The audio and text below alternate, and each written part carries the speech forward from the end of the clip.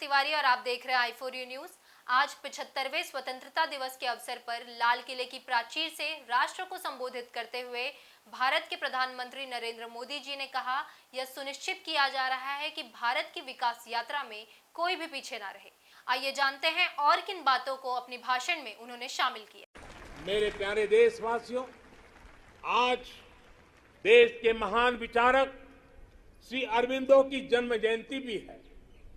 साल 2022 में उनका 150वां जन्म जयंती का पर्व है।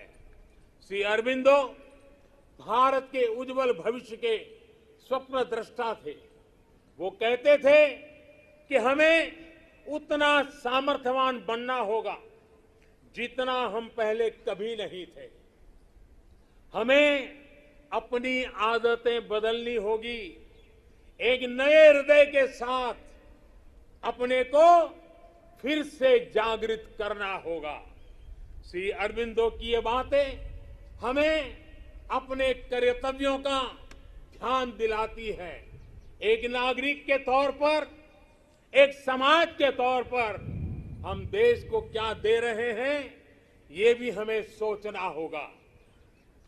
हमने अधिकारों को हमेशा महत्व दिया है। उस कालखंड में उसकी जरूरत भी रही है, लेकिन अब हमें कर्तव्यों को सर्वोपरि बनाना है, सर्वोपरि रखना है। जिन संकल्पों का बीड़ा आज देश ने उठाया है, उन्हें पूरा करने के लिए हर जन को जुड़ना होगा, हर देशवासी को इसे ओन करना होगा। देश के जल संरक्षण का अभियान शुरू किया है तो हमारा कर्तव्य है पानी बचाने को अपनी आदत से जोड़ना।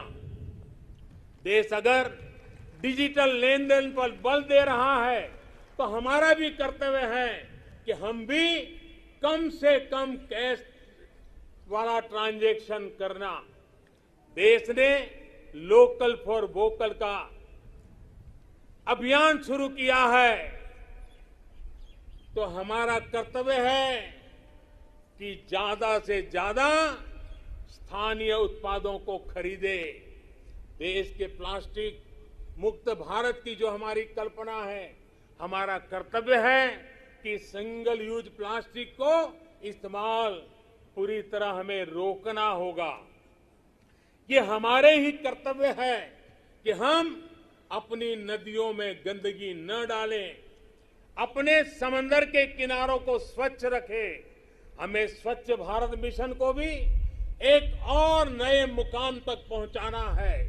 आज जब देश आजादी के 75 वर्ष के उपलक्ष्य में आजादी का अमृत महोत्सव मना रहा है, तो हमें इस आयोजन से जुड़ना भी, उसके में बढ़ चढ़ करके हिस्सा लेना, संकल्पों को बार बार जगाते रहना, ये हम सबका कर्तव्य है।